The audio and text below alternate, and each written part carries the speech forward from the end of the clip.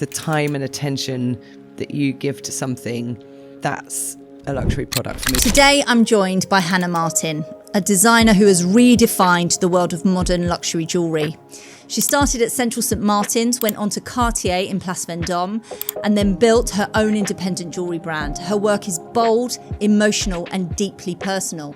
In today's episode, she tells us what it really takes to build a brand in today's market. This is one not to miss. Luxury is about scarcity and rarity, and it not being something that everybody else is wearing. Doing a new collection, it's like I literally block out 2 weeks and I'm like, I don't care what is going on, but no one's talking to me. I had a business partner, would I say, he tried to take my business away from me. I nearly went bankrupt. That experience made me go, you cannot not know what is going on in your business. I'm so used to living in risk. When you run your own business, it's like you're kind of always slightly on the edge of like, ah.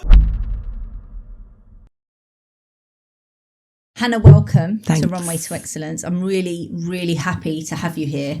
I feel like we've done the whole podcast before you've been stuck down anyway. So I'm really excited to get stuck into, you know, your journey, your career, your brand, your business, all of the things that, you know, we've sort of briefly touched upon.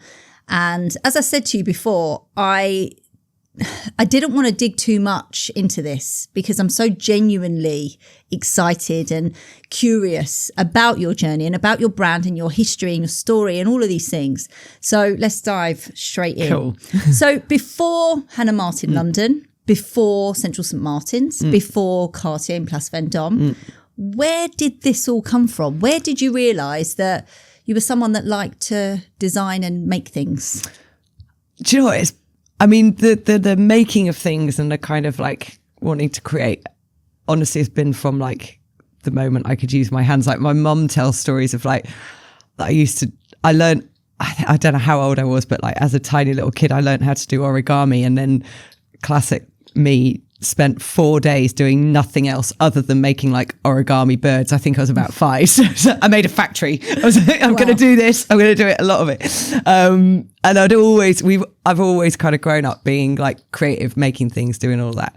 And then at school, like I got really good grades in like, you know, real subjects like history and English and stuff like that. But I just always knew I wanted to go to art school. So it's always been a thing basically. But jewellery I had no idea that was a thing you could do. Like I basically did at my A-level art. In my mind, you could do like flat art or 3D art, which was sculpture. And I was like, I like 3D art. I want to be a sculptor. That's it. You know, I went to like a local comp and it's like, I didn't have luxury was not in my life at all. Where did you grow up? I was born in Yorkshire, and then we'd moved around quite a lot when I was a kid, and I ended up spending my teenage years in Bristol. So that's where I did my like secondary school, which is a pretty cool place. Bristol in the 90s music scene was pretty good. But I was kind of itching to get out, and I knew like my dad's a graphic designer, and so he'd kind of like told me about St Martin's, and like that was the place, that was the best art school to go to. So I was like, right, I want to go to St Martin's. So I actually got a place on the foundation course. So you have to do like a year foundation before you do a degree in art.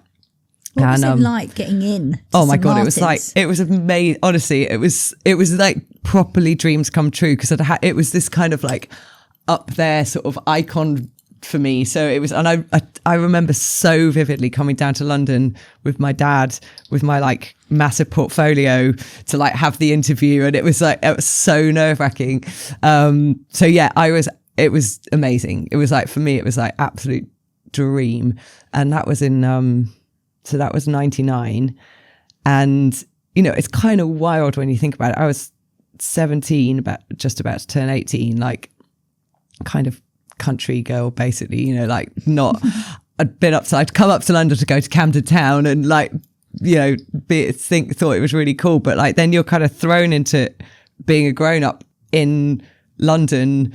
I was in like a shared house. I mean, it was the best. It was also the best time. Like it was, and like late 90s, the whole, you know, you could still exist here without having to have loads of money. I met, you know, that foundation course was like, honestly, the foundation of what I think I've become, you know, like fed into everything that I've become. It's like the friends that I made, we were all still like really good mates, like a family, and everyone's gone off and done their own different things, and like photography and fashion and everything. And that's where I found jewellery, because on that foundation course, you do like a week, you know, you don't specialize in anything. It's like you do a week of fine art, you do a week of sculpture, a week of fashion. I did a week in the jewellery workshops. And honestly, I mean, the way I remember it, I feel like it was like love at first sight. As soon as I walked into that workshop, it maybe was, I've slightly amplified that, but you know, it was like, I was like, oh my God, this is what I want to do. Because, you know, it's like, it's got the fine art sculpture kind of element to it, but there's also the kind of right brain side of it. Like it's engineering, and I mean, what I really fell in love with was the making of it and being able to like bash metal around in a workshop. And, you know, it was kind of amazing, but it has to fit, you know, there's the design element of it, I suppose, is that like it has to work as a thing, like it has to fit on a body, it has to, so there's that kind of like, I see it, that kind of right brain, left brain kind of combination. So is that what really pulled you in about jewellery? All of that combined together. Yeah. Yeah. So you stuck it out. Yeah. You stuck out with jewellery. Yeah. As we can see, I mean, it's, you know, amazing. But what I think will be quite fascinating for a lot of people listening to this, and obviously seeing you and the jewellery you create, is that you actually went to Cartier in Place Vendôme in Paris, which is the epitome of classic luxury jewellery. Yeah. So tell me about that. I mean, that again, I feel like that was also the making of me. So I won a scholarship through when I was at St. Martin's. So it was like after in the second year of St. Martin's degree. And there was this big competition. They still run it slightly differently, but it was a like really prestigious thing to win. And that involved me going over and working in the high jewellery department, actually, in Paris for like 3 months initially. And again, this is like working class girl, never come across anything other than like, you know, shitty pieces of jewelry from Camden that I thought made me look like I was in the Lost Boys. And like this whole, it blew my mind. It was like I'd had like the first part of my education of like the design part and the making and everything. And then going there, and basically it was my first experience of luxury. Like I had no idea that world existed. And it was so special so the high jewelry department is like, you know, obviously it's making these like one-off pieces of like multi-million pounds, like stones, insane. And it's a really small department. And there was 4 people, designers, all of whom had been there for like 20 plus years, and then little 21-year-old me. And they were so kind to me. And so it was like having another degree, basically, you know, like, and the kind of attention to detail, even how I learned to draw and do paint ups and all of the kind of classic jewelry stuff. But at the same time, I was doing that in the day, loving it, but kind of going, I wouldn't wear any of this, you know, like it's not talking to me in terms of visuals. And, you know, at night I was spending my nights going to like watch punk gigs in Paris and like going, and it was that's honestly where my brand came out of, was that experience, was me going, I love this world of luxury, and like it's so rarefied and special, and I've never seen anything like it, but like why can't it look more like the stuff that I like? So I ended up coming back. So I mean, this is I did get offered a job to stay there, and it was kind of massively flattering, right? Yeah, and it was incredible and amazing, but there was just something in me that was like, I have to do, like, this seed of an idea that I'd had. So I came back to London, finished my 3rd year at St. Martin's, and then I'm like kind of with that purpose, basically, with like, I want to mix these 2 worlds together. There was also the element of I was like fascinated by kind of gender in general, and I wrote my thesis on masculinity and gender. And at the time, like 20 plus years ago, like gender fluid wasn't a term that anyone used. There was nothing really on the market that was like gender fluid, or for men, you know, like men's jewelry existed, but it was basically kind of either classic rock and roll, like a skull, or it looked like a part of a car, and I was like, why can't men have this really beautiful like luxury jewelry as well, and why can't it look like this? So it was kind of, all of those ideas came to me while I was at Cartier, and then I was like, I have to come back and I have to like see if I can make this my vision come true. So yeah, that's kind of where it got born, really. So from there, you then came back. Yeah. Since having your brand now, and we're going to dig deeper into how you got there, but from what you learned at Cartier, what you were exposed to, obviously you absorbed a lot of that. You mentioned that you decided that none of these products were anything that you really wanted to wear. But what did you learn from there that you still, put into your business today? The absolute attention to detail, like that, it blew my mind of like, it drove me mental to start with. Like I'd draw something and then one of the guys would be like, "Oh, Hannah, if you just made that curve like 0.5 millimeters, like more that way, it would be a bit more Cartier." And I'd be like, "For fuck's sake." Seriously. And then I do it. I'm like, "Oh yeah, you were right." So now I really annoy my team because I'm like, "Can we just change that like by like 1/4 millimeter?" And so that, and obviously also the craftsmanship and that, like all of that kind of the preciousness and the care that goes into just one tiny little detail of one thing, like that I've absolutely taken through my whole career. So it's like you can, it can look like a big punk gold earring, but it's like every single part of that has been like thought through and tested and tried and like pushed as far as it can get pushed. So I think, those kind of, and for me, that's what makes luxury, like it's like the time and attention that you give to something, that's a luxury product for me, whatever it looks like at the end. It's like if those elements go into it. So I think, that's kind of the biggest thing I took from it. I think it's an amazing part of your story, really. And I think any customer that would come, in to see you, would love that bit of heritage that has come through. So when you launched your brand, did you genuinely feel ready, or did you think, no. I just need to throw myself in here? Because I think that's quite a common theme with anyone creative. They're just thrown straight into it and they think, right, it's sink or swim. Yeah. Is that what happened? Absolutely. I mean, I had no idea what I was doing. Like, I graduated. I always tell the story. It's like I kind of knew the basics of what I needed to do. Like, I had these pieces of jewelry. I needed people to see them so that they could buy them. And especially back then as well, like press, like printed press there wasn't Instagram, basically, there wasn't a way of getting your work out there really without magazines, kind of old school media. And I had no money, like literally I had no money whatsoever. And it's like my first bits of press. I mean, I don't know whether I don't know. I've told other people the story. I literally was like, I went to Borders bookshop and I couldn't afford to buy the magazines, but I like bought a coffee, sat there for a day, went through, because on the masthead it's got all the names of all the journalists. So I went through every fashion magazine, wrote down all the names of the people that I thought I should send to, made like a lookbook I'd snuck back into St. Martin's and used their photocopier, made these lookbooks. And I basically posted them out again through the St. Martin's post room because I couldn't afford to post. So I just left them all in the post tray, properly punk DIY style. How do I do this? And that's how I got my first bit of press. And to be honest, so it was, he was the menswear editor at FHM at the time, Gary Kingsnorth, who's still a very good friend of mine. I think he was the first person. He responded. Vivian Becker, who's an incredible jewelry journalist also. And there was someone at Sunday Times Style. So they were and that really was the first thing. So I kind of had this, I kind of know what I need to do, but I had no idea how to run a business. I had no idea how to use a spreadsheet, no idea how to do any of that stuff. So it really was naivety of youth, I guess. If I was going to do it now, I'd be terrified. But at the time I was just well, I've got an idea. I need to make it work. I love that fearlessness. Yeah.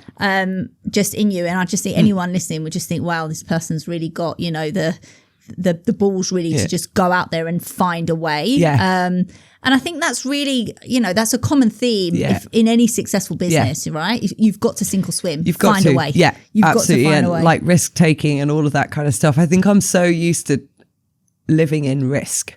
When you run your own business, it's you're kind of always slightly on the edge of And I've never really known anything else. So I've kind of got weirdly comfortable with it, which I'm not sure is that healthy, but like you kind of just have to be all right. Like I talk to friends who have like gone the other way and like been super successful working for like big luxury brands.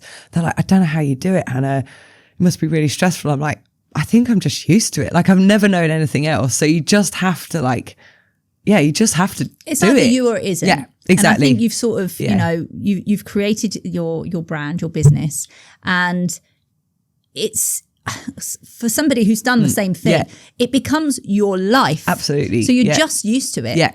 I want to go back to your time at Central St. Martin. So it's got this reputation of being, you know, the place where icons are made. Yeah. What's it really like? Do you know what? My experience of St. Martin's was amazing. I know people that don't have great experiences at St. Martin's. I feel like I was very lucky to be there at the time that I was, because just for, you know, the expense of going was very different. You know, like it would be really tough. For the price of the fees now, I don't know whether I could have done it back then.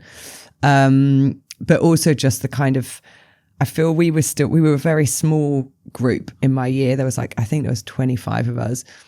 We all had a workbench. It was very like hands-on kind of goldsmith training, like with kind of resources and everything. Now you don't get as much of that. So I think I was really lucky.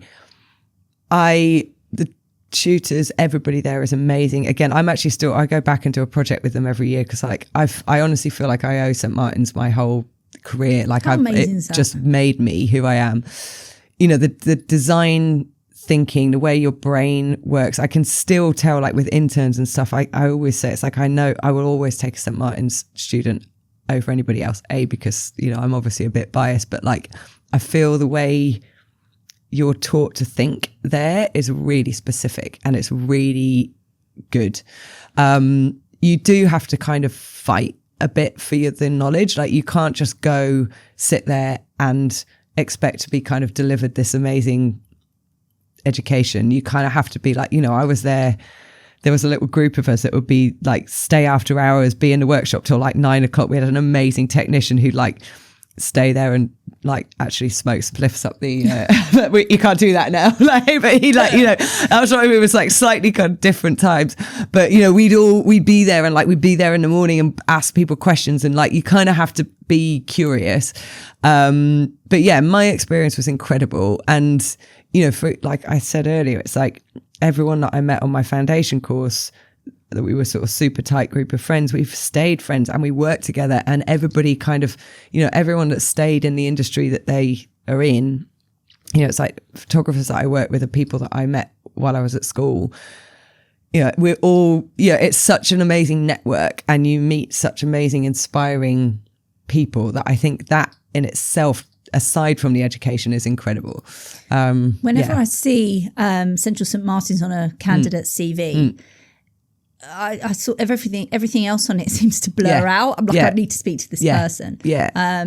It's always had that reputation. You mentioned something just now in that answer about the mindset, okay, of people that are there and that thought process and all of that. So aside from the technical skills that you're taught there, talk to me more about the mindset that's taught to the students. It's something about like encouraging kind of curiosity, which we were talking about earlier, and sort of creative thinking in the way that you don't stop at the first idea, you know, or you don't stop at the first hurdle, or you kind of, you'll go deeper. You really encourage, it's like creativity is like a kind of boring word to use, but it is that. It's like this sort of openness to ideas, and not, you know, not kind of like having barriers to anything, you know, and this kind of cross-pollination of, you know, if you've got an idea and it's in the ceramics, there's a ceramics department like right there. Like I think that, the kind of curious mindset, I suppose, is what I'd say. And that's what I think I notice in people from St. Martin's, you know, whether it's from the jewellery course or not, is that kind of like, and there's also like a self-drive that I think that comes because you do have to fight quite hard to like get your education. And that's nothing to do, that's not sort of anything against any of the tutors there or any of the setup, but it's like this idea that you have to kind of work, basically. It's a hard working mentality also that you get given there, like the kind of don't stop. And I don't know whether that's something to do with the fact you feel like you need to live up. You know, I kind of almost felt like I needed to live up to the people that had come before me. You know, like Lee McQueen was like, you know, up there for all of us. And it's like, well, we can't let him down. You know? Yeah. And like, you know, I think something about it having the reputation that it has and the alumni that have come out of it is also kind of a driving force. You can also go there, totally coast and, you know, come out and ride off the name of St. Martin's, but, you know, like, which people do.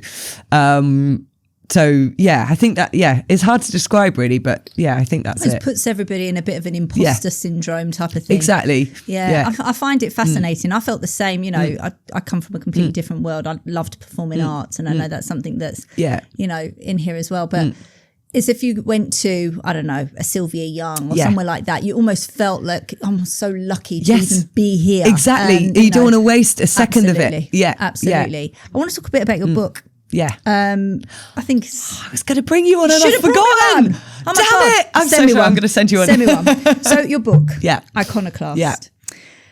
It's described for, you know, the creatives, the dreamers, the rule breakers. Let's go back to the Central St. Martin's piece. If there's students now that are just finishing this summer, they're obviously going to be a bit of a mixture of absolutely terrified to go into industry and super excited because they've just got this incredible education that you've just described. What advice would you give them if they're, you know, starting out in day one? I'd say follow what you love, basically. I think that's what I've done. And I don't know whether it's like wise career advice. But, you know, like I think where people fall off, it's like, you know, everyone's got an opinion about what you should do. Everyone, and even your tutors at college, like everyone can tell you something different. It's like the following your gut thing. I honestly think there's so much in that. It's like, it might not be the most obvious career track for you. It might not be the most obvious thing to do, but it's like, if you love it and if it feels right, then I think you've got the most chance of success. Like that would probably be it, rather than feeling like, oh, I should do this. Or, you know, if I'd done that, I would have been like, oh, I should stay at Cartier and get a few years under my belt and then I'll start my thing. I probably would have never started it. So, you know, I know it's easier said than done. And it's not, you know, the thing that the gut feeling, it's not necessarily about starting your own brand. It might be like a particular company that you want to work for, or a particular job that you want to do. It's like, but just kind of listening to your instinct, I think, and sticking with it, even if people are telling you it's not smart, would be my advice. You know, it's really funny. I was having a conversation last night about gut feeling. Yeah. And it came into the context, it's completely off topic, but it came into the context of when you're on jury service. And I was talking to somebody who was on jury service, and they asked the judge if they can go off their gut feeling, and it's absolutely valid. Yeah. So if it's valid in a court of law, then, you know, we really need to lean into it more in our lives, you know, and especially when we are creatives and even in business. Yeah. When you get a feeling, it could be that you meet somebody that you're about to work with and everything looks right on paper, but something's telling you it's not. It's so, and I mean, I've not listened so many times in my career, and I think, you know, because it is quite hard. It's quite an intangible thing as well. And like you say, it's a bit like, oh, this is weird, I don't understand, everything looks right, but it's heart and head. Yeah, it really is. And I do think that is probably the stronger thing to follow if you can. It makes complete sense. You always wanted to design pieces that wake up your senses.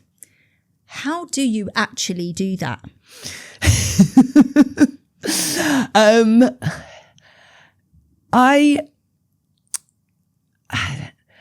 Because it is so different what you do. Yeah. You know, it is so different. So putting that into an actual physical product, an object, it's so really funny because it's like, for a while, I've realized that's what I've been doing for my whole career. I think when I first started, like the first few collections, I was like less self-aware, done slightly less work on myself, was like kind of chasing something that I couldn't put into words. So it's like, I've grown over the years to understand that's what I've done with all my work, and it's what I do in my life. So it's like, you know, I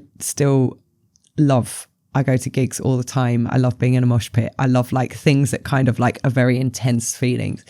So like when I am working and like especially doing like a Hannah Martin collection, which is like the pure essence of like my creativity, you know, I just try to stay in my own head and my own body and feel my own feelings, and kind of try to, you know, it's almost like a sort of, I don't know, like a meditative state. I'm not sure, that I hope then transmits into the work. And, you know, there are certain things, it's like the latest collections that I've done, it's like the Perfect Drug 1 and 2. It was like, was really about this kind of, I really wanted to get this like sensuality and touch and something that would like make people feel something. And it's like, for me, that's about the shapes. Like I kept saying to my team, it's like, I want you to want to put it in your mouth. Like I want you to want to lick it. And like, that's sensory. That it's sensory. And it's like, you know, I always say, I feel more and more we live in a world. And I mean, we were talking about social media like earlier, but you know, we do live in this world at the minute that's kind of, it's almost designed to numb us. Like it's a hard world to live in. It's also like there's shit going on that's like awful. Life is really tough. And it's like, obviously we all need to kind of escape from that sometimes. And there's all these different like ways of numbing yourself, whether it is scrolling through socials or like, you know, through to like drug and alcohol addiction, through to all of this stuff. And it's like, I started thinking, I was like, you know what, I talk about rebellion all the time. And I'm like, maybe like the biggest kind of rebellion is actually to let yourself feel everything, like good and bad, and the whole kind of range of human emotion. And that's, to be honest, where that Perfect Drug collection came from, because it was like, this is the absolute essence of what I do. It's like, I want someone to like pick up a piece of work that I've made and feel something. It's not necessarily the same thing that I feel, but like just as a little kind of snap of like reality, being in your own body and your own humanness, that's all messy and not straightforward, and it's not necessarily joyous, but like, you know, we're none of us this perfect kind of Instagram look. It's like, you know, the reality of life is the kind of highs and the lows and like everything in between.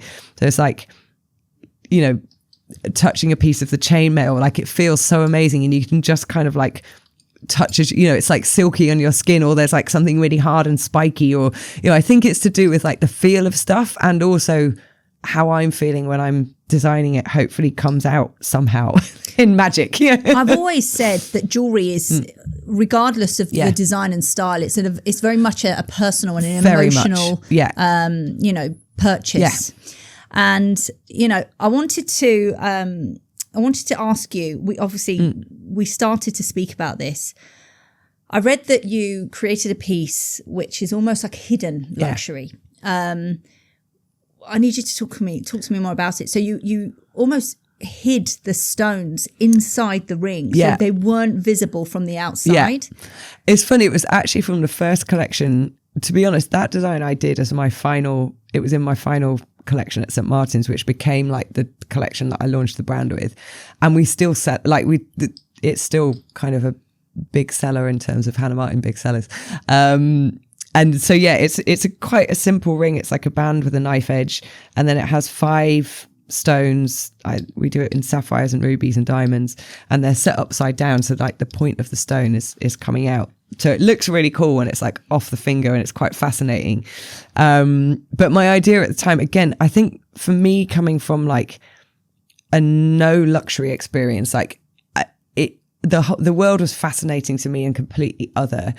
And I couldn't get over the kind of value of this stuff, but also there's like that side to it that I can't really bear. It's like the sort of showy, you know, even when you think about engagement rings, it's like the bigger the diamond, the bigger the love, all of that kind of stuff. It's like, I don't want anything to do with that. So I was like, what's actually the biggest luxury is that you can buy these stones and they are literally for you. And it's not about showing how much wealth you've got. It's about something super personal, and you know they're there, and the fact that they are set upside down, you can feel that they're there when you move the ring. It felt really special, and to be honest, it was kind of like I did it as a you know, to make a point, I suppose. And it turns out it's really popular and people love it, because it is something that you don't necessarily need to kind of flash your wealth everywhere or show off in this way, but it's kind of it's very intimate, which jewelry is, I think. It's super intimate. And I think that, you know, for me, I mean, I love jewelry, but that's actually really quite touching. If someone was to give you that as a gift, let's say, for example, you know, it's just for you, no one else. Yeah, you know, absolutely. Luxury in general, as you quite rightly put, is very visual. Yeah. It's very out there. Even quiet luxury now, if you know, you know. Yes, exactly. So, you know, that's really quite amazing, like really amazing. You touched just now, we were talking on your social media and I complimented you on that, and I think it's amazing. I know you're a keen photographer and you are able to, I think with your creative mindset, manage to get your pieces across through your photography. But how do you do that creatively? Like bring those incredible images to life through your photography? So I don't actually take the pictures. I've got an amazing, the way I work and the way I design is like image is really important to me. So it's like before I start a collection, I create mood boards. I'm like very visual. I like attention to detail. Yeah, absolutely. Yeah, completely. And I build, I mean, when I'm designing a collection, like I have a whole world. It's like I write a film script in my head and I make this whole world that the collection sits in. So I've got this very clear visual of like the characters that I want and all of this kind of stuff. And to be honest, the photography had been my most frustrating part for quite a few years, of finding the right person to work with who understood the vision that I had. And, you know, you've seen a lot of like jewelry photography can be so like, you know, it's a lot of like this and very clean and very, and I wanted to get the energy, you know, we're talking about capturing feeling, and I wanted that energy, and I wanted like live music kind of energy. And it was a really fortuitous meeting of who's become a very dear friend of mine, Stuart Baxter, who takes most of the images that you see on Instagram, and we work together as this kind of creative duo now. And we met backstage at an Idols gig, like pre-pandemic. He's a musician mainly, but he was taking kind of on stage photos, and I was like, we started talking about our obsession with Fugazi, a band that I love. And anyway, it was like we suddenly became best friends, and like it's very neurodiverse, kind of like, wait, we've known each other forever and that's it. Anyway, and then actually the pandemic came, we were like, we've got to work together. So I was like, I really want to get jewelry photography that feels like live music photography. Then literally that was like December 2019, and obviously then he's up in Yorkshire and we couldn't work together, but we were like chatting loads through the lockdowns. And as soon as we could kind of start working, we just started testing things out on people. And it's so nice. We've kind of over the years like developed this really nice way of working. Of like, we basically hardly ever shoot on models. We shoot on like friends, musicians, like people that I find really inspiring, which I think adds a lot to it brings a different kind of energy to pictures. And then Stuart's kind of like, you know, coming from like not from fashion world at all, coming from more of a music world, kind of captures that sort of energy. So it's been about finding the right people to work with, I think, mainly to create that visual that I feel really happy with now. I feel like we've got somewhere that like is very me and what I've been trying to chase for years and years. So it's the cool. truth is, Hannah, it tells a story. Yeah. And as we were talking earlier about storytelling and how that is such an important element of any brand, you know, being able to really confidently show and share the story and your vision and mission through those pictures is absolutely working. I love the mixture between music and your creativity around the jewelry, and you've created some incredible pieces for performance. When you're creating a piece of jewelry for performance, and as opposed to a piece of jewelry for commercial to sell in the showroom, what's the difference in terms of thought process or, you know, your vision behind it? I mean, there's sort of a lot of practical things you need to think of, like and again, I've learned this over the years from obviously working with loads of musicians, and like it's kind of so tied in with my life and the brand. You know, basic stuff like if you're jumping around on stage and you've got a heavy pendant on a long chain, it's going to whack you in the face, because that's happened. And friends would be like, oh, Anna, I can't, like, playing the guitar, it's like I can't play with that heavy ring on, or like, so it's actually just been through conversations with people and people like wearing stuff. So it's more that than anything else. And actually each time I work with a musician or a performer of some kind, it's like, it's actually a conversation, because everybody also is different. So like some people can't play guitar with any rings on at all, so it's like we can't do rings. Some people wear loads of heavy rings and it's totally fine. Like people kind of move differently on stage, so it's this kind of really open sort of performance. I mean, I did a collaboration with Wayne McGregor, amazing choreographer, who's like, again, my dream kind of collab, which is the first time I'd done jewelry. You don't see dancers really wearing jewelry on stage as part of a costume for very obvious reasons, because it's like, they have to move even more than musicians move. But he'd really had this, he's a client of mine, and like we've worked together, a friend, and I've made jewelry for him. But it was like, I really want jewelry in this piece. So that was even more intense in terms of like the practicality of how these things work and how dancers move. Again, we did chains, and that we actually had to do them specifically for each dancer, so that it couldn't even go above here, because it was like what they do with their bodies is so incredible. Do you have to do a dress rehearsal in your studio? We did. Do you know what? We went down to theirs. We took everything down to their studio, and they did it, and we actually tweaked it after that with things. There was a brilliant story for that, because he wanted everyone to have an earring, a pearl so it was like ideas. And again, because you're quite far, some of the audience is so far back, and it's not like at a gig where there might be a big screen or something. So the idea was to get materials that you just kind of catch a flash of something. And he really wanted a pearl earring, but it turned out one of the dancers wasn't pierced. So we're like, okay, and he wanted everyone to have the same. So then we had to come up with this kind of contraption that would like fit on an ear and like hang again without coming off when you're really sweaty, and like look like it was an earring.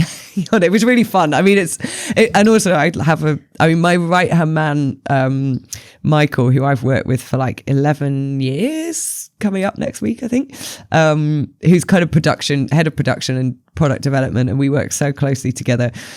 He's kind of used to it now, but we come up, we have all these kind of random weird projects, and like it just becomes really fun, like a challenge. Like, okay, no ear piercing, doesn't want to get pierced, right? We're just going to have to come up with an idea. It's part of being adaptable, right? Absolutely, yeah. It's in business and creativity. It's just part of, we'll make it work. Gig. There's always a solution. You just have to find it. I want to talk to you about your tribe, your HM tribe. You've built this fiercely loyal community.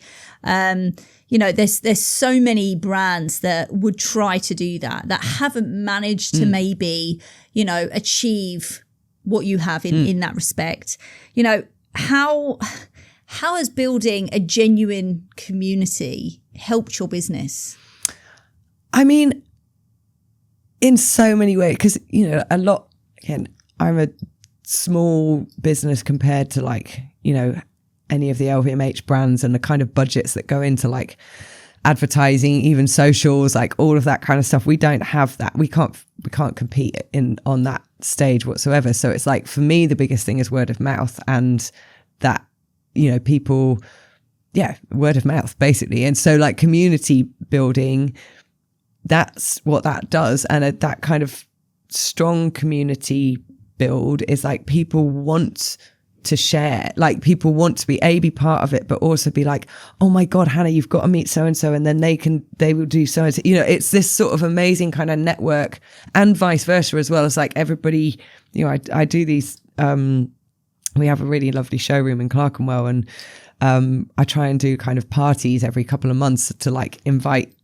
everybody, like whether it's friends, tribe, clients, kind of all mixed together. And I love it because it's like one of my biggest joys in life is like kind of connecting people and people in general, and which I think is why I've kind of naturally built this kind of community, and it's sort of growing. But those events, people love, they've become this thing where people are like, when are you doing the next one? Because it's like, it's all different walks of life. It is like musicians. It's also like my Mayfair lady clients, and it's this, when you look at the room, I love it. Sometimes I just stand back, I'm like, this is wild. These people would not be in the same room in any other kind of situation. And then you look, and everyone, because it kind of feels like a safe space, everyone's kind of talking to each other. I know, like, people have done business there, people have made friends. I think someone got together, I think a couple came out of one of those parties, whether they're still together, I don't know. But like, that for me is like that's what it's all about, obviously, other than like making and selling jewelry. And I think that it goes out into the world somehow, that kind of energy, and I feel like it then brings other people in, and it feels very it's not like I set out going, I need to make a community. It kind of happens quite naturally, also because I am just who I am. It's and authentic. It's like there's no hiding it. I'm like, yeah, it kind of just happens. What I love the most about that and what you've done is that you're a luxury brand, and you're so different to the luxury industry and what goes on. Everybody now is talking about bringing back the human connection and that warmth, because that's what everybody wants. But that's natural and authentic within your business. And by having the tribe and by doing exactly what you're doing, putting on these events, to bring people together, that's what everyone is craving now. Yeah. I want to ask you a question around, sales, because essentially, you sell jewelry. Yeah. What do you think separates someone who is a great seller, I would say, when it comes to jewelry, and somebody who really embodies that brand? That's a really good question, because it's literally the hardest role to fill for me. Like, I've gone through all sorts of different kind of iterations of the kind of mate. I mean, we're a very small team, so there's really kind of one, other than me, there's like one sort of selling role. And, I've gone from like, I hired somebody that had been like super like senior on a big online platform to like someone that's been on the shop floor in Selfridges, and like those kind of classic selling roles don't actually work unless you've got, I don't know, the other thing, the spirit of something. Because it's like, we also don't have a shop front. We have a gallery, which you need to get people to come to. We have a community which you need to be in contact with. It's like, it has to be like, the person I have now is super authentic as well, and like really good with people, really good at kind of building relationships. And for me, that is where it doesn't matter about having any jewelry experience whatsoever like that. I can teach. It's like, it's much more about we were talking about it earlier, about the person themselves. The attitude. Yes, the attitude. Yeah. So would you agree with my sort of famous statement that people buy from people? Absolutely. 100%. Yeah. So I think, we can agree here that luxury can feel a bit like a closed door, right? With all of these heritage brands and, all of these things. How do you navigate those sort of invisible walls? And what do you think needs to change? It's really tough. And, we've been talking about this of like being authentic and being very different within the luxury world. Like, that comes with its problems as well. Like, it's harder to do business. Like, people often don't get what I do, it's a very different experience coming to like my gallery than it is walking down Bond Street. But that's my whole point, because and again, I think coming from a kind of working class background, not being experienced in that, like, I hate that snobbery. Like, I'm not into it. It's like, I don't think I'm a kind of dichotomy in some ways. It's like, I'm very left-wing politics, yet I work in a industry that's like, super luxury and for the 1%. And like, but for me, it's like, my whole thing has always been like, how can I open that up? I don't, I obviously need to sell jewelry to keep my business going. If I could give jewelry away, I would. Like, if I could get, I want people to be able to access that and feel like they're part of a world, because it feels egalitarian that way. The only thing that makes it not egalitarian is the price of the materials that I work in. So it's kind of trying to balance all of that. It's difficult, but I don't think it shouldn't be this snobbery of what you look like. I've had the experience that looking like me, walk down Bond Street and people kind of look at me. It doesn't upset me anymore. I kind of like it. But as a kid, even going to Paris when I was like in my early 20s, I desperately tried to like look chic and like fit in, and I totally didn't, like, to the point that one woman actually walked into a lamppost because she was staring at me so hard. And, you know, when you're like 20, that stuff really bothers you, I think now, but it's like, you should, one thing I've learned very early on in this business is like, never judge anyone for what they look like. It's like, you know, all of the musicians that I work with, it's like, they'd probably walk in, they can totally afford to walk into Tiffany and buy whatever they want. They probably wouldn't be let in the door, some of them, you know, like, so I think that needs to change. Like, it's kind of bullshit, basically. It's like, it doesn't matter what you look like, what you wear, whether you're wearing the latest Rolex or not. And like, you know, it's something, what, you know, jewelry, like, we're going back to that thing of like, it's really, evocative and emotional, and it's like a very emotional purchase. It's like, it doesn't matter about all of the other stuff. It's like, if you fall in love with a piece, it's for you, and you should feel welcomed. Like, I want people to feel welcome and cared for, and this is an amazing experience in a very warm way, rather than a like, you've got to get through 2 massive security guards on the door and then someone follows you around the store in case you nick anything kind of vibe. You know, it's like, my brother had an experience like that once years ago, and he turned around to the security guard. He was a young kid. Followed him around the shop, and he goes, I really hope someone's nicking something downstairs, because you're following me around, like, yeah, you know. Good for yeah, totally. It's like, yeah, just it's just, yeah, it's that sort of snobbery I can't bear. It's like, I think a lot of brands now, obviously we work with a lot of them, are really leaning into that now. Yeah. And the change is happening. It's happening, definitely really happening. Is. Yeah. And it's really refreshing to see. Yeah. What I'm really excited for you is that you built a brand for you and for people that, you know, will feel the way you feel and want the experience that you're creating. And that's really quite, well, it's special, to be quite honest with you. I want to ask you a question around, just because I'm genuinely interested as a business owner myself, how do you keep your creativity while still trying to run a functional business? Because I have a business partner that does everything I hate. Yeah.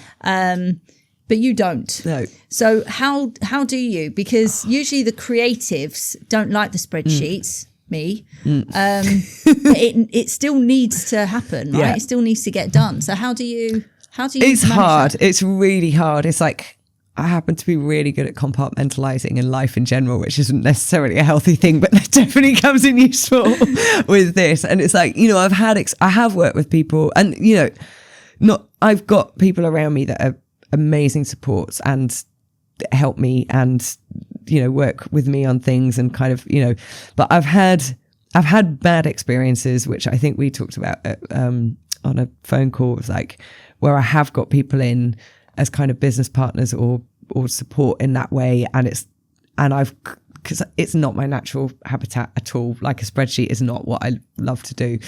But, you know, where I've kind of gone, amazing, someone's sort of doing that, I'm going to be purely creative, that's it. And things have gone horribly wrong. I've nearly lost the business doing that. You know, I've had, by not understand, I realized basically by me not understanding and not wanting to understand how the business was running was a massive mistake. So it's like, I basically had to force myself to be really involved and look at the bank account every day and understand and talk to my accountant and get him to explain in a way that I really understand it, and not be kind of ashamed to be like, can you say that again? Because that doesn't make sense to me. Yeah. But, you know, and find my way to understand it. And because actually running a business and actually doing the job, yes, are two very different things. Yeah, absolutely. And I mean, dream scenario would be that I do have someone full time that can kind of take over that. But I feel like, having run it myself, I've got the knowledge. It's like I always say, it's like, I don't think you can design jewelry without really knowing how to make it, because you don't know how to break the rules. It's kind of the same thing. Like, I'm actually really kind of grateful almost for the kind of bad stuff that happened earlier on that forced me to learn what I need to learn, because it's like, then you can ask people the right questions and you can have a sniff if something's not going right, or, you know, all of that kind of stuff. So, but it's hard. I mean, there's no other way of saying it. Like, it's difficult. And there's some weeks when I'm just like, for God's sake, I haven't even touched a pencil for like 2 weeks. And I'm like, I'm not in this to look at spreadsheets and, like, you know, so, you know, that it's frustrating. But yeah, it's just kind of, I have to, like, for the creativity, it's like, I have to carve out time. And my team are also amazing. Of like, they know, it's like, I'll especially doing a new collection, it's like I literally block out 2 weeks and I'm like, I don't care what is going on, but no one's talking to me. Like, it's done. It's the only way I can do it. Or it's like, today is design day.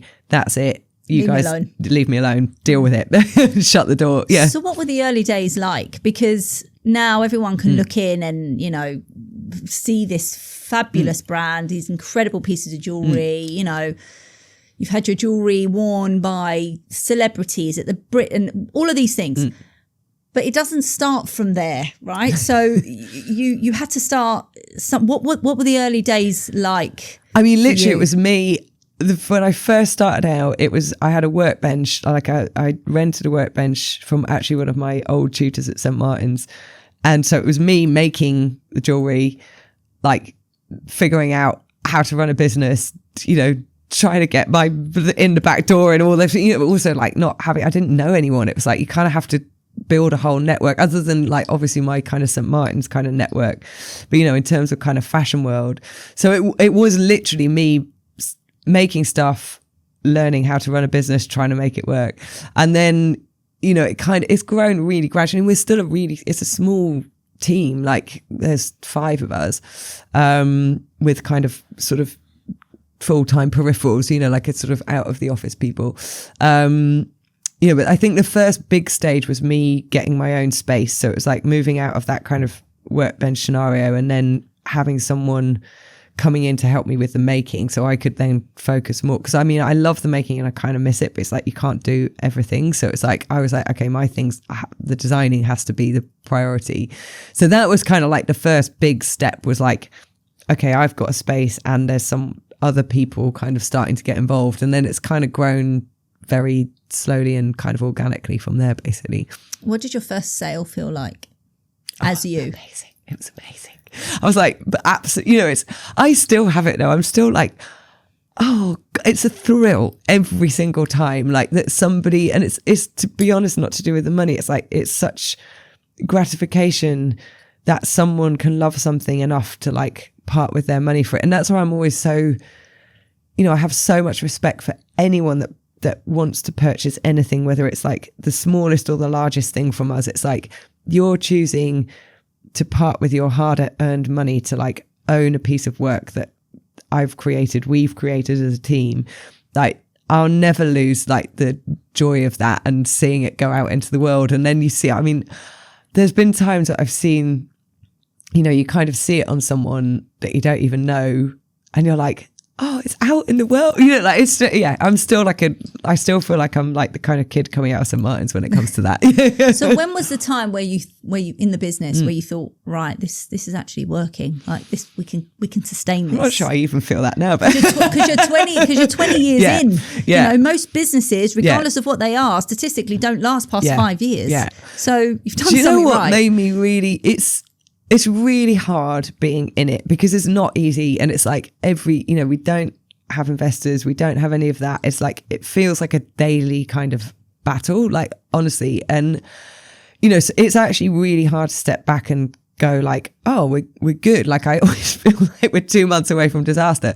But that's also probably me, you know, because you know, things grow. So it's like thinking back to like me being on the workbench, it's like, looking at what it is now, it's like, wow, that's a real success. But in the midst of it, it doesn't feel like that. It just feels like you're kind of going daily. And doing the book actually was an amazing thing. It was an amazing thing to do. But it was the first time I'd really been forced to sit down and look back over 20 years.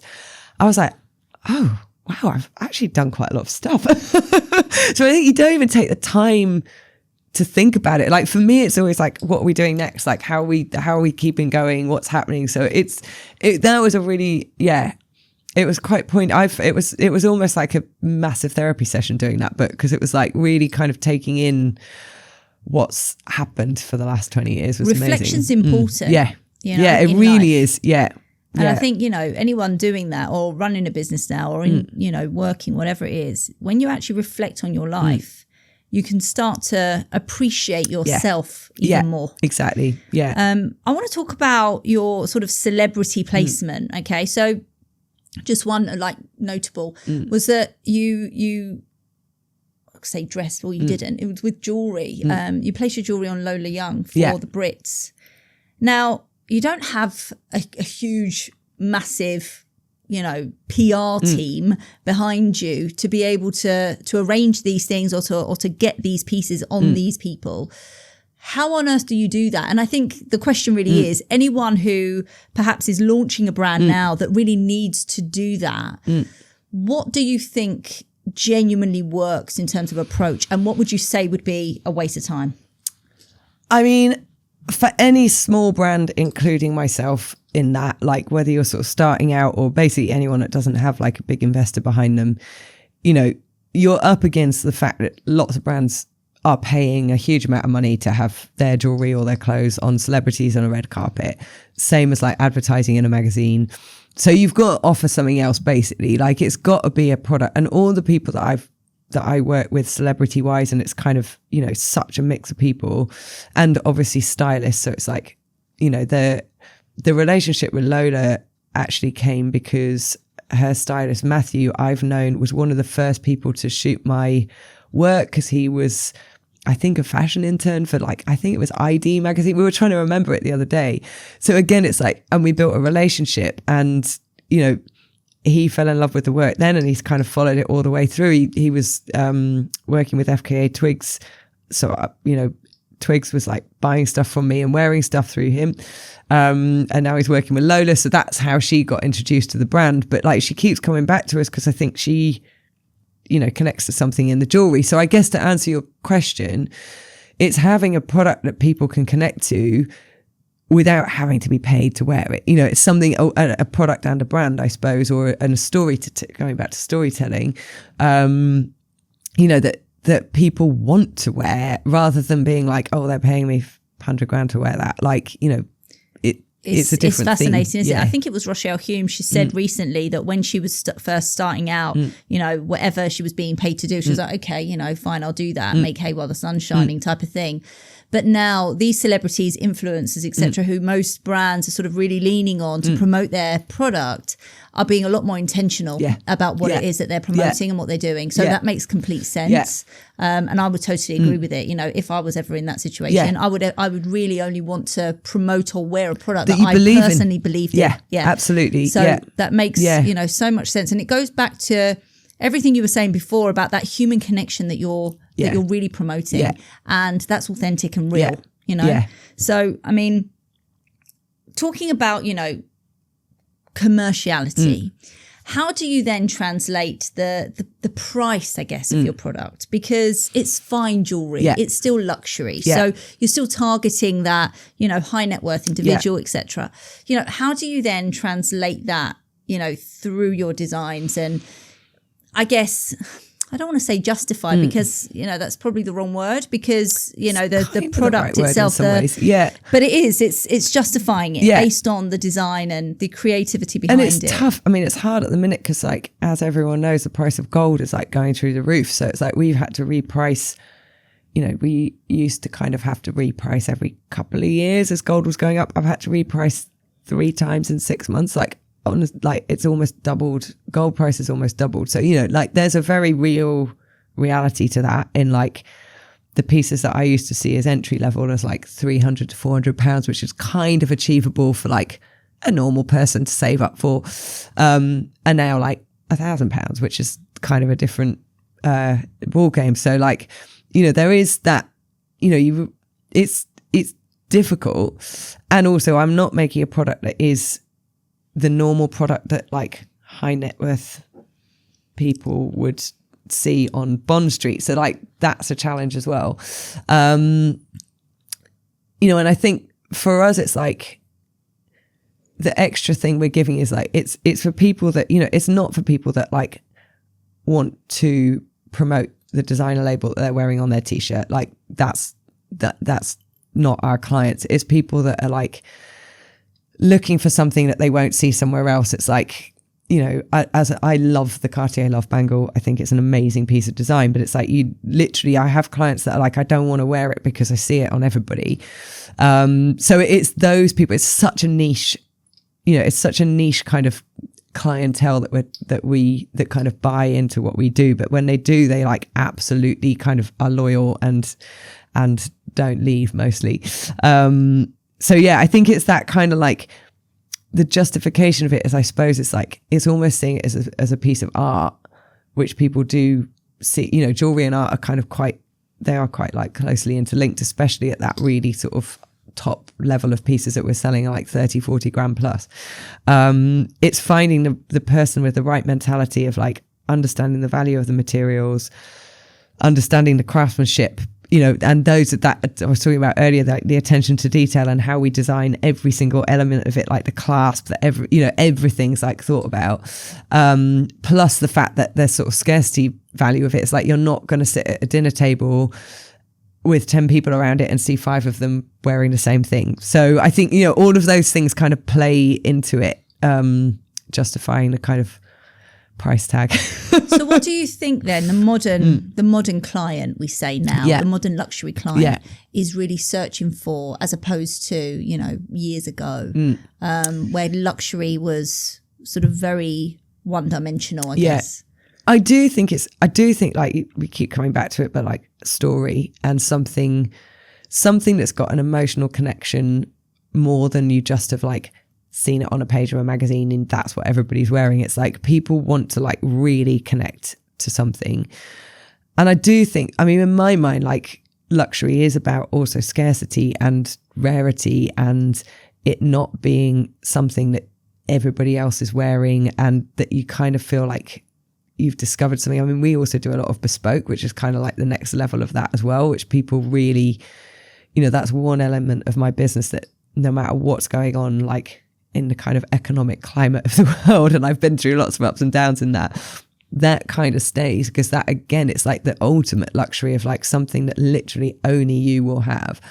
And I also think people love, you know, that there's a luxury element. It's like we make everything in our own workshops pretty much, but definitely in London, like everything's kind of like tiny batch one-off kind of making. It's like old school craftsmanship, which I feel like we are, like you said, it's kind of full circle coming back to that, of people really understanding that and appreciating it. And I guess it's in the world that's like so fast paced and so screen based and so, you know, loads of that stuff's really good, but it's like there's something about this kind of slowness, you know.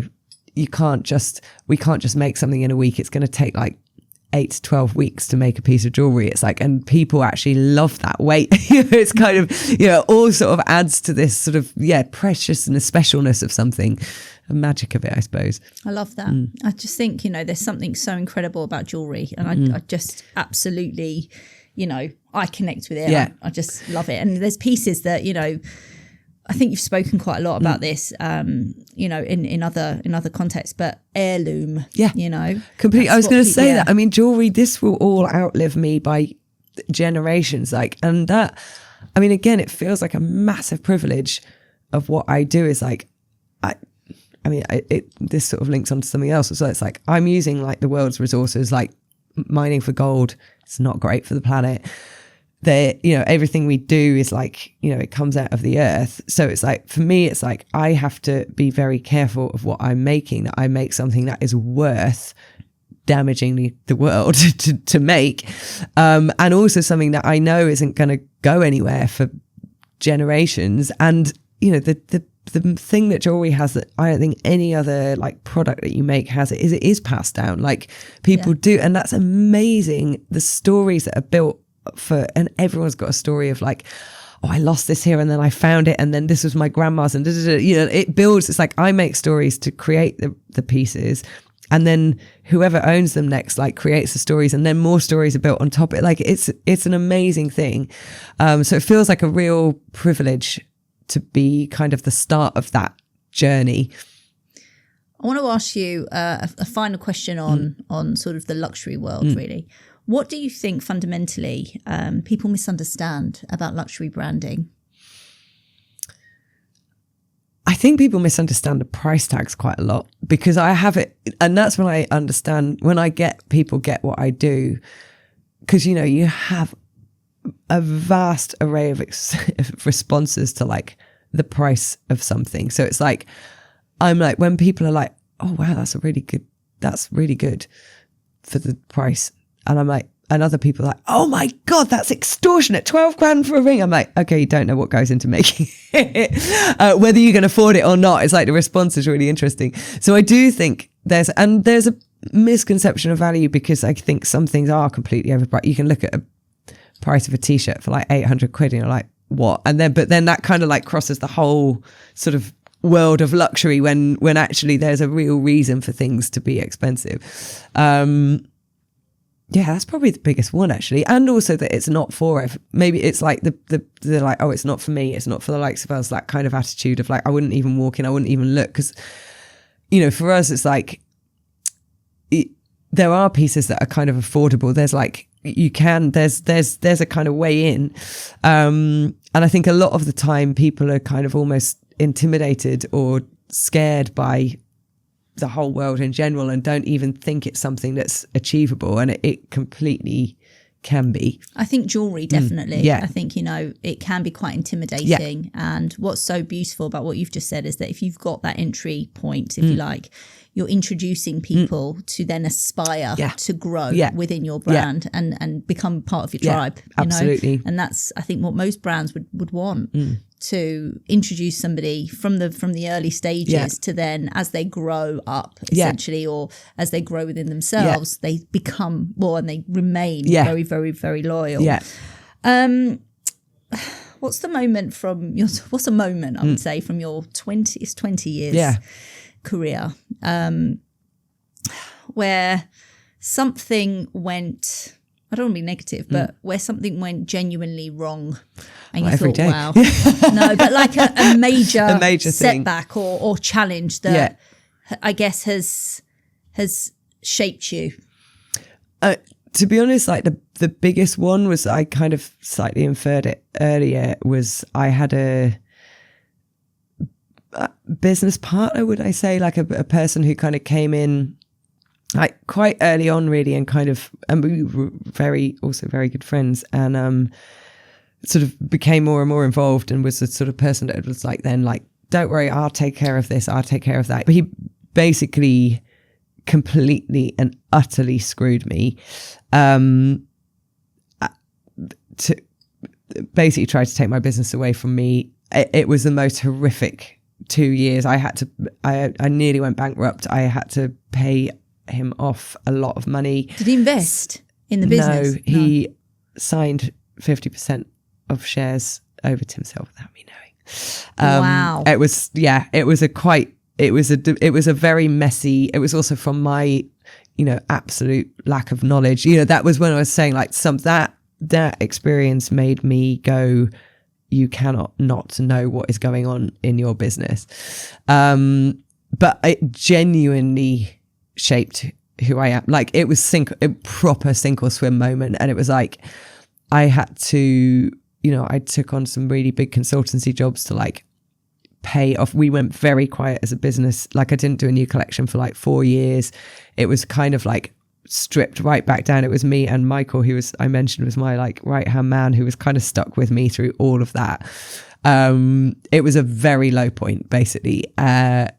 But I would say it was totally the making of me. And it was a bit like having, you know, like splitting up with an ex, and then everyone around you telling you that he was a bastard the whole time, and like, why were you with him? And I was like, so many people came out of the woodwork after that person left my business, and relationships that hadn't happened, like the relationship I have with Maxfield in LA. I had been working, you know, we'd have been having meetings over the years and nothing was happening, and it turned out it was because that person that was working with me had really fucked them off and they didn't want to work with them. So there was all of this stuff that actually came to me after that was like, God, someone could have told me what else this guy was. Like, you know, it was like a bad relationship basically. But it was a very, very steep learning curve. So you run a very much, you know, very close, tight-knit gallery sort of style option. So it's appointment based only, where clients come in and sit down with you. Why did you choose that model over a traditional sort of retail showroom or boutique when launching? I mean, to be honest, practicality and finances was the main driver of it, because I mean, what we've got now, like for ages, like my setup was kind of studio with a place that people could come to visit, and then working with, you know, other retailers, so that there was points that people could come to see. And then the space that I have now in the gallery, it was like, it's the first time that I've had a sort of Hannah Martin space that I could create the world and the feeling and everything.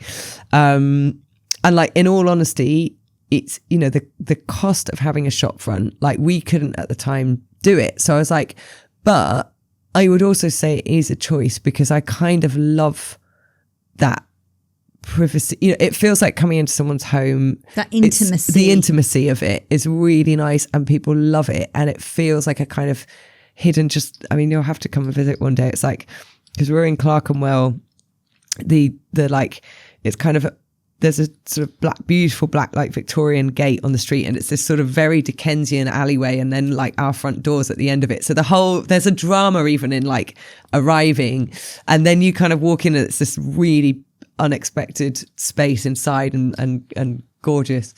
I think it's gorgeous. So I think it's all part of the, you know, it's experiential in that way as well. And it's got its pros and cons. I mean, in all honesty, like I've now been thinking, like, I would love to have a shop front window as well. Like I'd love to have both. So that's probably would be the next stage for us. Cause I think, yeah, there's pros and cons to both setups. The thing with, you know, how we have it and why it's so specific, I suppose, who I like hire for the role of running the gallery is like, a lot of the work, basically, once someone's come through the door, the hard work is done, basically. So actually, the hard work, the selling role is basically getting people in, and getting the right people in, and having, you know, making people feel welcome, and yeah, but mainly it's like getting people in the door. I remember doing a project for a client with quite a similar setup. And I remember when I was speaking to candidates that we felt could be suitable for the job, I remember sitting in my office when I would meet them and say, right, okay, this is a scenario. We're in this office. No one knows we're here. Yeah. How are you going to sell this piece of jewellery that's 3 million quid?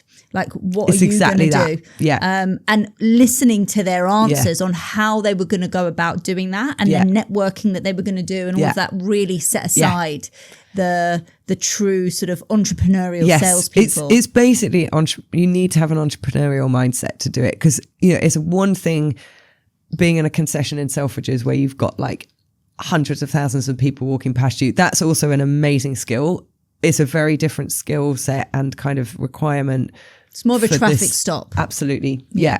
And you're right. Like that's kind of what we've used in interviews and asking and trying to understand whether people do have that like entrepreneurship. Basically, it's like, how are you going to solve this problem? Yeah. And I think if you were to open, you know, a boutique, let's say, it would be a completely different type of profile, because like you said, the skill is so different, and being able to convert someone, let's say if you are in a concession in somewhere like Selfridges, you're surrounded by your competitors. Yes. There's so much choice. Yeah, absolutely. The client is almost, you know, bamboozled by choice. Yeah. And it's honing them in onto your product. And that's where the individuals are so important. Yeah. Going back to what I always say is that people buy from people. So we've got to get that right. Yeah. Have you had challenges with your own staff and meeting someone thinking, right, okay, I can see that you'd be a great salesperson, but you're not really Hannah Martin? Definitely. And I try and be like super open-minded and like non-judgmental about anyone that I meet, clients or staff or anything. But, you know, there does have to be, especially for that role, because that role is essentially kind of needs to be someone that can also be me. Like one of the challenges that I have in the business is because it's so me and it's like so comes out of me but I can't, you know, if we're growing, I cannot be the one that all our clients contact all the time, because otherwise I'll never design another piece of jewelry. I'm also like, I love everybody and I want to be the one that's in touch, but it's like it's kind of not practical. So I need to find that person that can not be me, but be another version of that, and make people feel that they're not getting kind of a secondary option. You know, it's like, Absolutely. oh, I'm not special enough to talk to Hannah. Like, I'd never want someone to think that. So it's like kind of, yeah, building and you know, I try and we always talk about it as like a family, and it's like, it is kind of quite family based, my team, but like you know, making everybody feel like they've got such a big part in what we're doing, and understanding like the intention and the purpose of the work and the brand and everything, so that they can just ooze Hannah Martin. It's not about visuals even. It's like, it's about, soul, you know, taking it into your soul, I suppose. That so real feeling. Yeah. It's amazing really, right? Because when we think about recruitment, people that I speak to that don't understand the world see it as the most simple thing. Like, you find somebody who wants a job, that person needs somebody to work for them, there you go. It doesn't work like that. Not like that. And, you know, there's so much that goes into it. And when we work on projects with clients, we want to really immerse ourselves in the brand the same way that person would have to come into work for them. So we can really understand, engage what's going to work and what doesn't. And it doesn't always come down to experience. No, it really doesn't. It really doesn't. And, you know, I mean, sometimes it does, but there's certain technical things where you would need it, absolutely. But I think when it comes to being able to have that interaction with clients, they either have it or they don't. And I think that everything else can be taught. Absolutely. What I find really fascinating is the difference, you know, between that technical skill set and then being able to connect with clients and actually finding people that can do both as well is quite fascinating. I want to go back, and this is obviously just going back to what we were doing. So I said that you're probably the most resilient person I've ever heard, based on what you've just told me. And it's actually really quite humbling to hear that. And I think anyone that's in business or has started a business or has, you know, been in business for many, many years, everyone's had a story that they can tell. But that was really like a kick in the teeth beyond all belief, really. And you still managed to get through it, and you're still running a successful business now. But how then do you personally manage any self-doubt or, you know, demotivation? Because it comes over everybody. Yeah, it really does. And I think it's a natural human thing. I feel like I always think creatives are the worst. You know, like at no point have I ever gone into a collection without going like, oh my God, I'm terrible. I'm a terrible designer. I've got no idea, you know, like that kind of like thing, which, you know, and we all were riddled with self-doubts, and especially when, you know, big bad things happen. I don't know how I manage. I go to a really loud gig and get in a mosh pit. Got to do what you know, do. Exactly. I think, you know, I've got an amazing family. I've got like actual family. I've got amazing like chosen family of friends. My team are incredible. I'm surrounded by people that really take care of me when I let them. Sometimes you're like, I don't need any help. It's absolutely fine. When you actually just really do. So I've actually got better over the years at asking for help or telling people when stuff's really hard, because I think, especially coming from like setting up, I think I also think it's something to do with being a woman. Like, weirdly, jewelry industry has always been like a real man's world as well. But I think in general, you know, I've been treated differently over the years than male counterparts would have been. And so you kind of develop this like armor where you're like, everything's fine, I don't need anything, like, and underneath you're just like, and I have kind of I realize it's not always a super helpful way to be. So I've kind of got better over the years at being like, yeah, shit's really tough. I definitely could do with some support here. And people have kind of stepped. So I think that's probably like one of the coping mechanisms. And just like, I've worked so hard. I'm like, I'm not going to let this, whatever it is happening, get me. Like, in no way. It's just that conscious, you know, flow of, I've got to keep going. Yeah. Pick yourself up. And I know that that's really, you know, it's a little bit at the moment where people are like, okay, we really need to focus on mental health and all of these things. Yeah. Which I get as well. And it's like, I'm probably not the best at doing that. I've got better over the years. It's like, I do have things like, I discovered yoga like 15 years ago, and I do yoga religiously pretty much every day. First thing, like, I go to a 6:30 a.m. yoga class, whatever I've done up, however late I've stayed out the night before, because it's like that I've found is like, it clears my brain. It's like there's certain things, like there's routines like that I find really helpful. But yeah, like I know it's kind of not sort of fashionable to be like, you just have to keep on working, but like you do just have to keep on working. I mean, look, it's always helped me, and I think in general, there's always going to be those down days where you think, oh my God, like again, imposter. Yeah. You think, can I really actually do this? Yeah. Am I actually any good, or was it all just a fluke? You know? Yeah. But I think, it's all about that being consistent. Yeah. I don't think we can say that it's about, pulling ourselves up when we really need to give ourselves that time to feel what we're feeling. Yeah. But consistency is what is rewarded in any walk of life, Absolutely. Anyone starting their business now, what advice would you give them? And don't say don't do it. Yeah. I'd never say that, although it's tempting. It's kind of the same answer that I gave to them before. It's like, it's got to be something you love, because I mean, we've both talked over this whole interview of like how tough things can be, and running your own business is not, I think from the outside, what people see through Instagram, and like, they're like, oh God, it's like, people often say to me, your life's so glamorous. It's like you're traveling, you're doing this, you're going to shows, you're doing that. I'm like, it's not. Like, that's like 1% of what I do. So it's like, if you are going to go into business and you're going to, especially, I mean, I'm talking from a creative point of view, but anyone setting up their own business, like, you have to really love what you're doing. So if you're not 100%, then I'd say don't do it. But it's like, so like, make sure it's something that you are passionate about and that you really believe in. Because again, I think that's what kind of separates the success stories from the not success stories. It's like the authenticity of stuff. Like if it's really coming from your like heart and what you believe, then you're gonna find a way to make it work, because there's no other choice. Like, I always think that people are like, what would you do if you weren't doing this? I'm like, I literally don't know, because this is what I'm meant to be doing and this is what I want to do. So there's no choice then. You just have to do it. I think that's probably what is the most inspirational about you.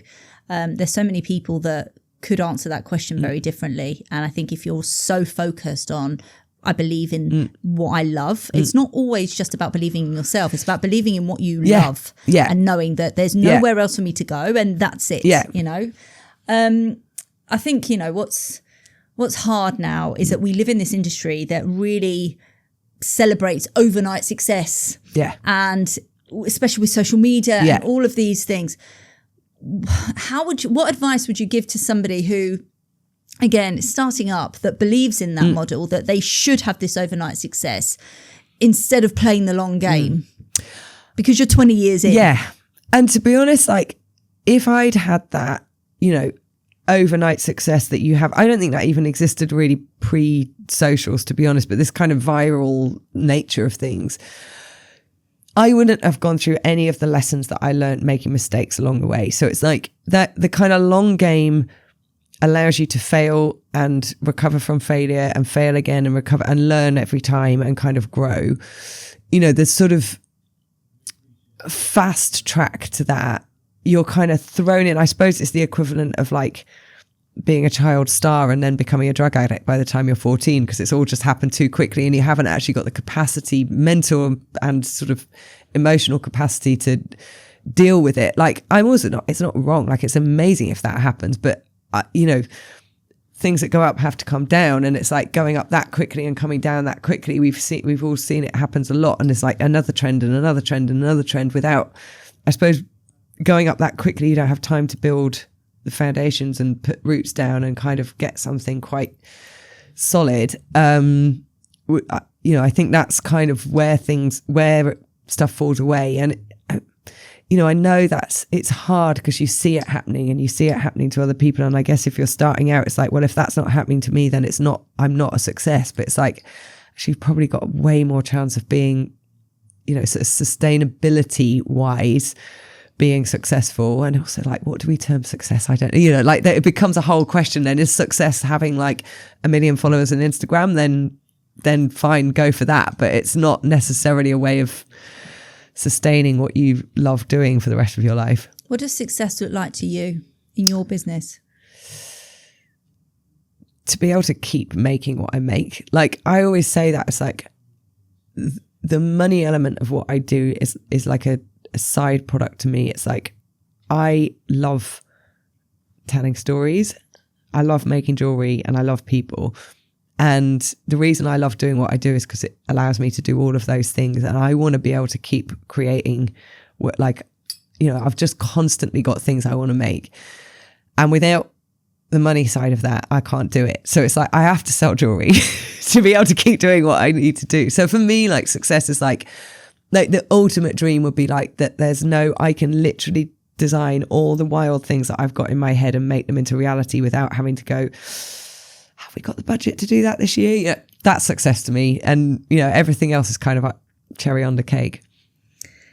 Iconoclast. It's quite a big word to put against your own name, yes. Right? But what does it actually mean to be that now in the luxury industry in 2026? There was a lot of conversation around the title and word, and that book, going on slightly off subject, but the book project came around because it was, again, talking about relationships. It was proposed to me by one of my very first clients who stuck with me, and has become a very close friend and has been a supporter of the brand all the way through. And she was the one that was like, she basically put the whole project together, found the publisher and was like, Hannah, there's a book project, do you want to do it? I'm like, really? Who wants to read a book about me? Apparently that's what I said. She was like, I'm going to record that and tell everybody. Well, we've just recorded it. Yeah. Where can people get the book? They can get it off our website, hannahmartinlondon.com. You can also get it on Amazon if you want to do that. And it's in various bookshops in London that I should probably know. It's kind of internationally distributed, but online wise, if you want to order it, either get it from us or Amazon, basically. And yeah, there was she'd come up with it was her that came up with the title, and like her whole drive for the book, she was like, I want people to know your story. Because she's seen me, she'd also been with me through the ups and downs and understood all the stuff that had happened. And she was like, people would find it really inspiring to read.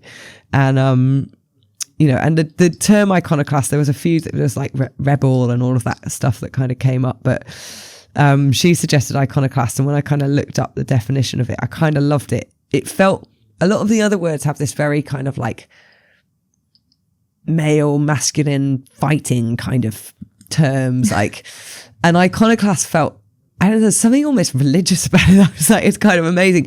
But then I can't remember the exact dictionary definition, but it is about like breaking systems. It's rebellion, like kind of going against the grain. And, like for me, that's like everything I've done, like almost unwittingly in some ways, because it's like I entered a world that I didn't understand and I was like, why would you do it like that? Why can't you just do it like this? And it's like, so it just seemed to fit. And it's a nice word. It sounds nice. It does, but it fits, quite scarily well. So to sort of bring this to a close, you've built a brand over the last 20 years, right? 10 collections in, a book, etc., piercing studios as well, all of these amazing things. But what does the next 10 years look like for Hannah Martin London? I would say definitely I would love to open another space, a more public, like sort of street front space that is still this world. Like I've had this dream of like, I want to create, it's kind of what I wanted to have done with the gallery, but in a kind of bigger level, a space that's like, it's got a recording studio in it. There's a smell to it. There's like like a creative hub that is also a place that people can walk into and like immerse themselves in like the world of Hannah Martin. One of those in LA and one of those in London. That's the next 10 years for me. Plus, obviously, plenty of new jewellery and fabulous pieces. Yes, yeah. I can't wait to come to see you in Clerkenwell. I think I'm such a magpie. Yeah, and please I'll just do. Yeah, everything. It's actually been, I shouldn't really say this, but one of my favourite conversations. I've really, really enjoyed it. But there's a last question that I do want to ask you, and I do need to read it because I don't want to miss anything here because I think it's really important. But you've built an entire business around emotion and feeling, okay? And I think you quoted that it's jewellery to make your heart beat faster. But what about the emotional reality of running a creative business for the last 20 odd years from the inside? the loneliness, the self-doubt, the dark patches, all of these things that you've just described during this conversation. If a young designer who is currently in that darkness, having the same, potentially self-doubt, thinking that perhaps they're not quite good enough or that it's not for them, what would you tell them in terms of the sacrifices? What sacrifices are really worth it to keep going? What would you say directly to that person right now? It's like, if you believe in yourself and what you're doing through the self-doubt and everything, that it is worth sacrificing as much as you can to do it, because the kind of gratification of survival, I would say, is so rewarding, and we all, that self-doubt thing, it's like we do all go through it, whether it's to do with creativity and running your business or just in your personal life or whatever. It's such a flaw in our kind of makeup, I think, that we all have to battle that, whoever we are. And, some people don't manage the battle and some people do. And it's like a constant kind of, balance of that, of just to kind of, and it is worth it to be able to do the thing that you love doing. Like in the darkest times that I've had, and like days that you're just like, you don't want to get out of bed and you're just like, oh, why am I doing this? It's like, I've been able to do the thing that I love doing for 20 years. And I've been able to meet amazing people and have incredible opportunities along the way. Like, that's worth all of the sleepless nights and all of the not being able to pay the rent moments at the beginning. All of those things are so hard, and you're just like, what? It is, the highs are worth the lows for me anytime. So it's worth keeping going if you can. And I guess my final question, because I ask everybody on this podcast the same question. The title of this podcast is Runway to Excellence. So what defines excellence for you in your business? That's such a good question. I'd say integrity in everyone, in every element of it. Not just about what, I'd say my whole team, they've all got integrity in everything, how, not just within work and how they make pieces and how they think about pieces. It's like how they think in general. Integrity to yourself, basically. That's for me the most key part of excellence. What an amazing answer. And I think anybody really that was thinking about either being a customer of yours or wanting to come and work for you, having that at the forefront of your business is something really special. So I cannot thank you enough for such a brilliant conversation. Thank you for being so generous with all this information and your journey and, your career and your brand and all the insights that I think will be so valuable and so inspirational to anyone listening or watching this. So thank you so much, Hannah. It's been a pleasure. Brilliant questions. Thank you.